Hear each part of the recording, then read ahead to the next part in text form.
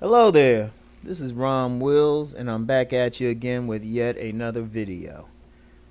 Today, I'm going to tell you why Ron Wills thinks so many good black men are frustrated. And it's not for the reasons that someone might think, like not just because women are rejecting them or, they losing out to some losers, some bums or something, even though that's part of it. I think, honestly,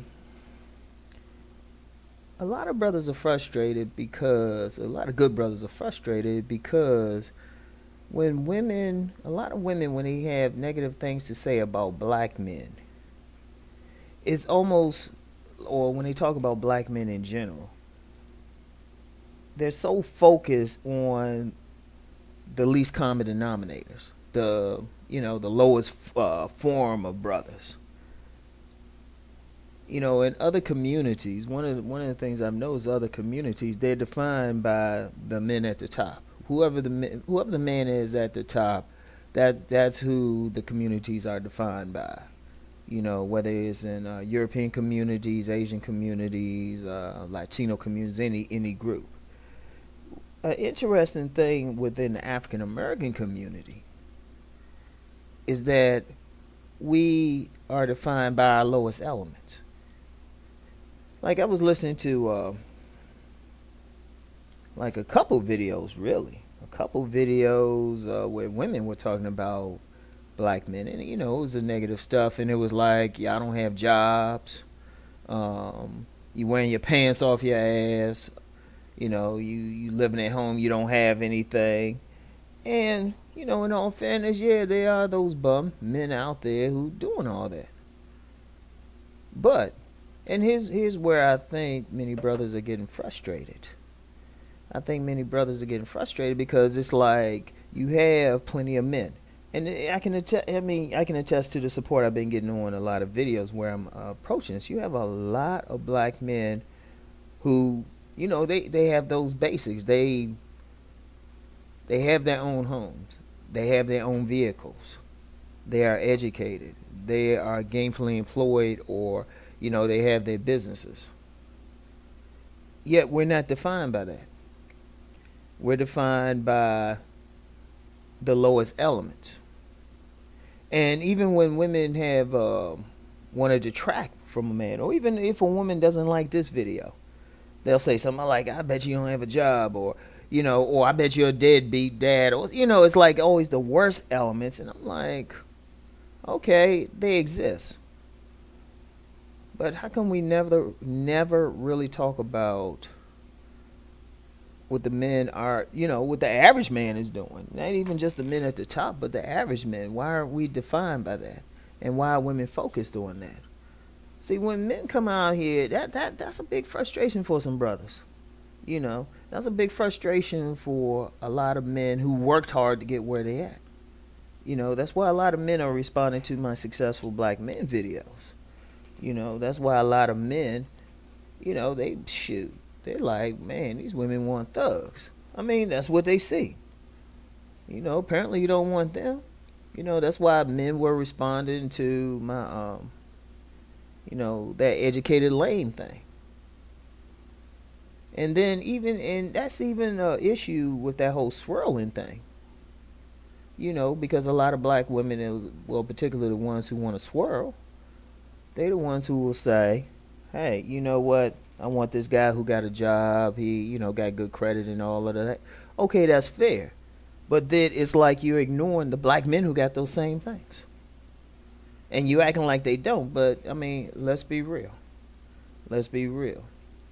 Women know they see some men out here pushing some nice cars. Women know there's some men out here who have businesses. I mean, you see these men in suits, if you know where to look. And it's really not that hard. I mean, even if we're talking about blue collar men, they still employed.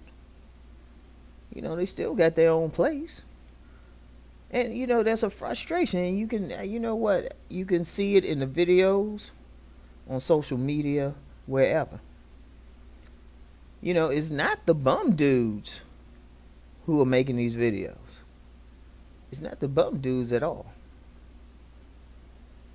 It's the guys who got something going on, at least saying what the women say publicly they want.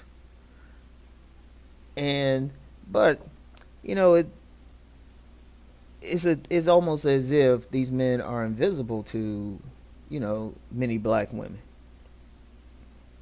There's a deep book I read. I had to read it back in high school. It was by Ralph Ellison. It was called The Invisible Man. It's one of the classics of American literature. Now, I'm not sure what the kids are reading now, and I'm not even sure a lot of people even read now, to be honest with you. But one of the gist of the book, the character who was never really named considered himself invisible because people really refused to see him. And I think that's part of the frustration with a lot of good black men. And I've seen this. And I was at a seminar one time. It was a panel discussion, and you had it was all black men, mostly women in the audience, and you had black men on the panel, and a woman who probably by her own admission had a no good son had the nerve to stand up and look at these men and said they weren't about anything. Even though these men had jobs and careers, everything, and were taking time out their day to address some important relationship issues. And it's just a thing of what the fuck. It's like the men are saying, what about us? We're here. We got these things.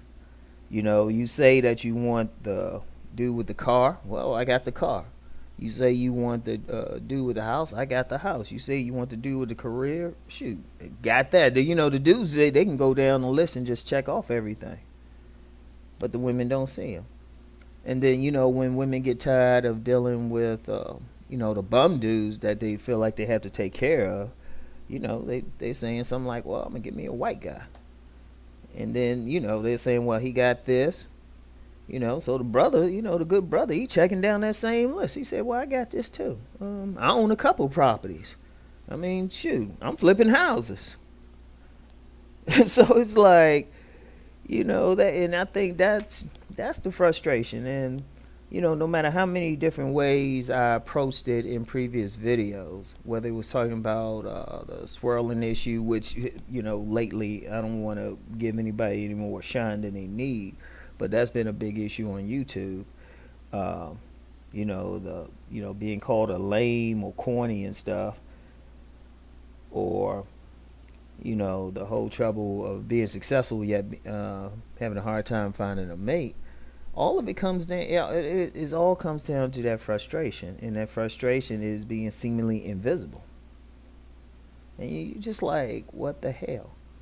If women, okay, like, get back to that whole thing about women dealing with bums. And, I did a video talking about the real reason women choose losers and everything. But, to a man's logic,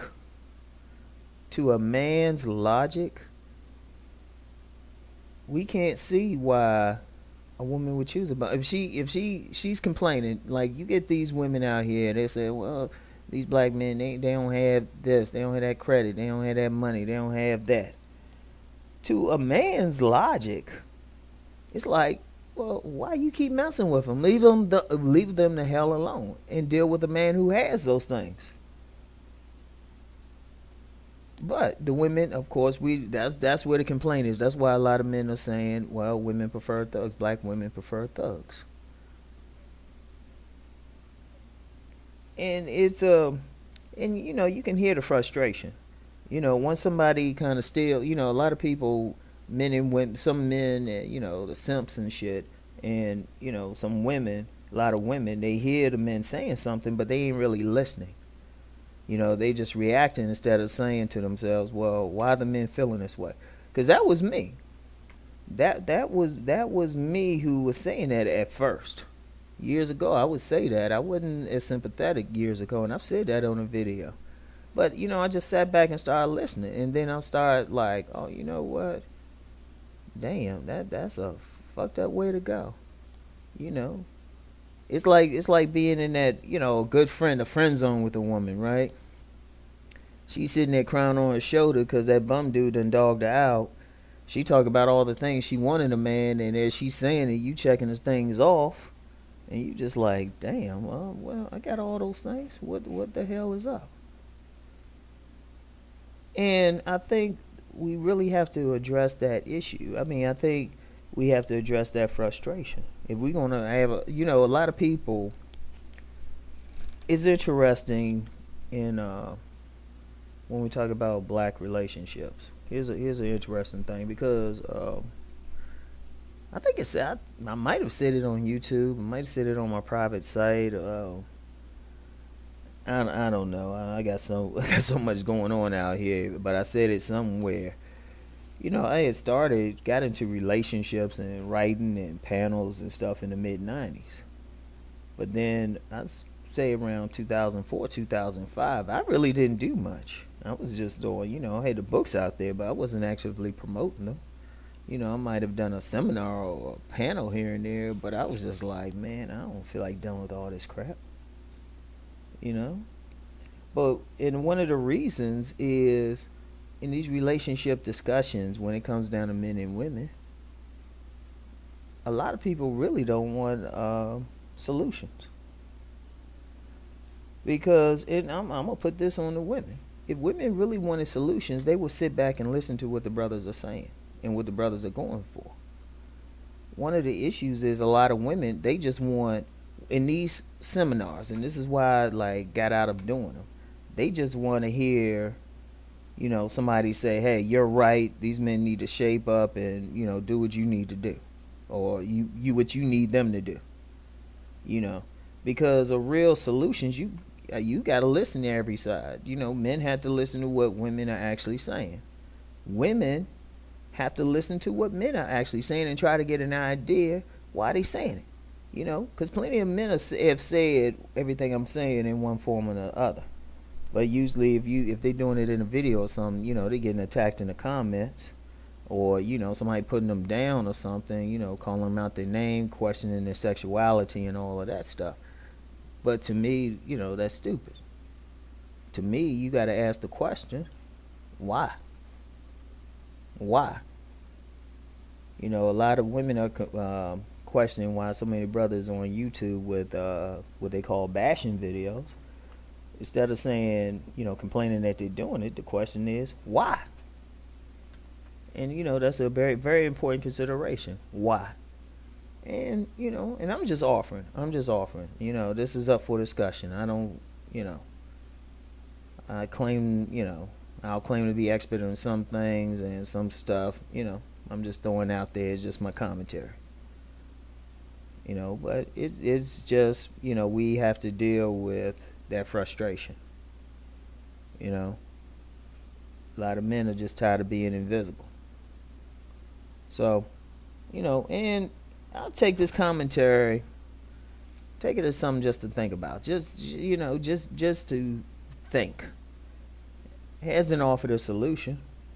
Because the only way a solution will come about is if everybody sit together and have a real conversation. And unfortunately, a lot of people don't think that's possible. But I'm just putting it out there. It's got to happen. It got to be a real one where both sides are listening to what the others are saying. And women especially really, I've seen it, and women especially need to really listen to what the men are saying and what their rationale for doing whatever. So anyway, that's it for today. I was kind of riffing a little bit. So anyway, I'll talk to y'all later. Peace.